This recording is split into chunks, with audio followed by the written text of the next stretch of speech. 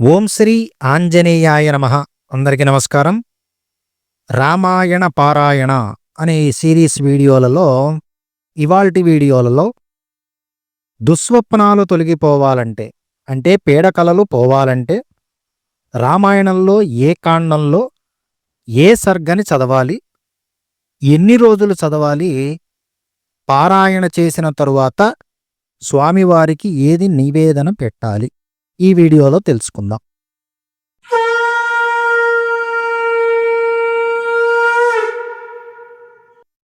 దుస్వప్నాలు పోవటానికి రామాయణంలో సుందరకాండలో 27వ సర్గని పారాయణ చెయ్యాలి. ఈ సర్గని ఉదయం పూట 10 లోపు పారాయణ చెయ్యాలి. ఈ పారాయణ దుస్వప్నాలు తొలగిపోవటానికి 3 రోజులు చెయ్యాలి.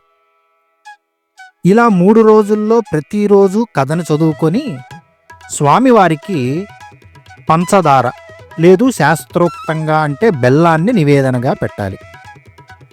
27వ సర్గ సుందరకాండలో కథని ఇప్పుడు తెలుసుకుందాం.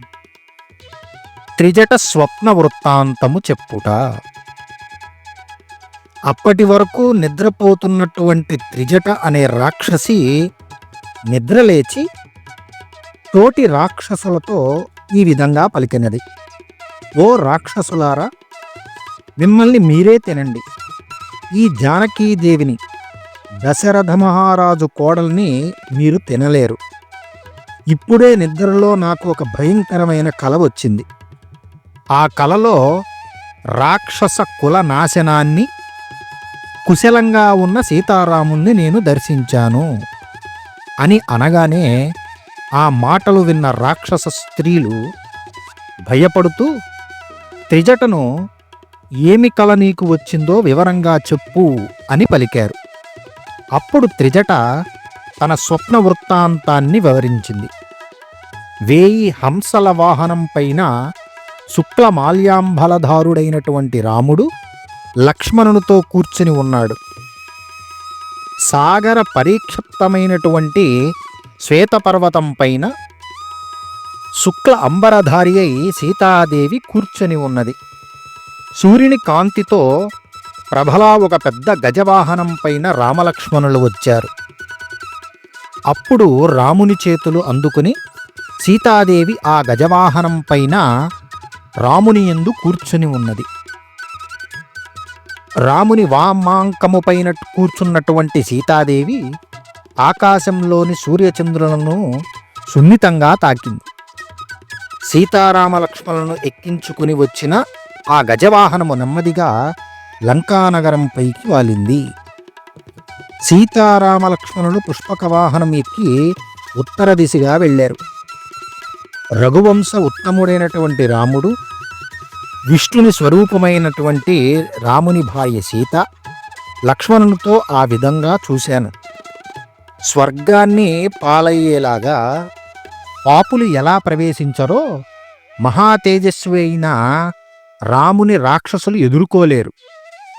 నేను రావణుని కూడా చూశాను కలలో. ఒంటి నిండా నూనెతో ఎర్రటి వస్త్రాలు ధరించి జిల్లేడు పూల దండతో నూనె తాగుతూ కింద పడి ఉండటం చూశాను.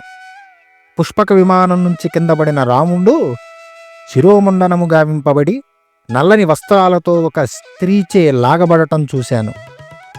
రక్త మాల్యానులేపనుడైనటువంటి నూనె తాగుతూ పిచ్చి నవ్వులు నవ్వుకుంటూ నృత్యం చేస్తూ అస్థిమత మనస్కుడైనటువంటి రావణుడు గాడిదల చేతలాగబడిన రథం పైన వెళుతున్న రావణుణ్ణి చూశాను. దక్షిణ దిశగా వెళుతున్న ఆ రథంపై నుంచి రావణుడు భయంతో వణుకుతూ తలకిందులుగా కింద పడిపోయాడు. రావణుడు ఒక్క ఉదుటన లేచి సంభ్రమంతో భయంతో పిచ్చివానిలాగా దిగంబరులాగా తిరుగుతూ ఉండటం నేను చూశాను. ఈ విధంగా ఉన్నటువంటి రావణుడు మట్టిలో కూరుకుపోయాడు. ఎర్రని వస్త్రాలు ధరించిన ఒక నల్లని స్త్రీ రావణుని మెడను ఒక తాడి బిగించి దక్షిణ దిశగా లాగుతోంది. కుంభకర్ణుడు, రావణుని కుమారులిద్దరూ తైలంలో మునిగి ఉండటం చూశాను. రావణుని ఒక పంది కుంభకర్ణుణ్ణి ఒక ఒంటె, ఇంద్రజిత్తును ఒక కోతి దక్షిణ దిశగా లాక్కెళ్లటం నేను కలలో చూశాను. వారిలో ఒక్క విభీషణుడే శుక్ల మాల్యాంబలధారుడై శుక్లగంధాలను లేపనం చేసుకుని శ్వేత ఛత్రము కింద చూశాను.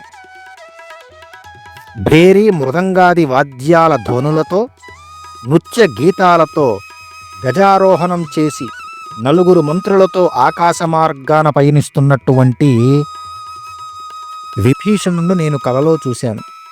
ఈ లంకానగరం చతురంగ సైన్యంతో భగ్న గోపురాలతో సాగరంలో పడిపోవటం నేను కలలో చూశాను. రామదూత అయిన ఒక వానరుచే దహింపబడిన లంకా నగరాన్ని కూడా చూశాను. కుంభకర్ణాది రాక్షసులు ఎర్రని వస్త్రాలు ధరించి గోమయంతో నిండినటువంటి ఒక గోతిలో పడటం కూడా చూశాను. ఓ రాక్షసులారా, మీరందరూ నశించటం తథ్యం. రాముడు సీతను పొందుతాడు. రాముడు రాక్షస జాతినంతటిని నాశనం చేయటం తథ్యం. రాముడు తన ప్రియమైన భార్యను తనతో అడవులకు వచ్చి ఉన్నటువంటి సీతాదేవిని మీరు ఈ విధంగా భయపెట్టడం, బెదిరించటం మంచిది కాదు. ఇంకా ఈ క్రూరమైన మాటలు, క్రూరమైన చేష్టలు ఇక చాలు. సీతాదేవిని ప్రార్థిద్దాం, సీతాదేవిని శరణు వేడదాం. ఓ రాక్షసులారా, అందుచేత ఇంకా ఆమెను భయపెట్టడం మాని ఓదార్పు వాక్యాలను పలుకుదాం. రాముని నుంచి రాక్షస వంశ నాశనమయ్యే ప్రమాదము పొంచి ఉన్నది. ఈ జనక మహారాజు కుమార్తె సీతాదేవి అనుగ్రహిస్తే మనం రక్షింపబడతాం. ఈమెలో ఒక దుర్లక్షణము కూడా లేదు. నా కలలో పుష్పక వాహనం వద్దకు వచ్చినటువంటి ఈ సీత బాధలను వదిలిపెట్టి అవమానాలు భరించే స్త్రీ కాదు. కానీ ఈనాడు ఈ లంకానగరంలో ఈమె చాలా కష్టాలు పడుతోంది. నేను సీతాదేవి వాంఛితము నెరవేరటం, శ్రీరాముని విజయము, రావణాసురుని నాశనము చాలా స్పష్టంగా కలలో చూశాను. సీతాదేవి ఎడం భుజం అదురుతోంది. సీతాదేవి ఎడమ తొడ రాముడు ఎదురుగుండా వచ్చినట్లుగా అదురుతోంది. ఆమె ఉన్న ప్రదేశంలోని చెట్లపైనున్న పక్షులు పదే పదే కమ్మని పాటలు పాడుతూ సీతాదేవిని అలరిస్తున్నాయి. త్రిజట స్వప్న వృత్తాంతం విన్న సీతాదేవికి ధైర్యం వచ్చింది. అప్పుడే ఆమెకు ఎడం భుజం అదిరింది. ఎడమ కన్నులు అదిరాయి, పెదాలు అదిరాయి.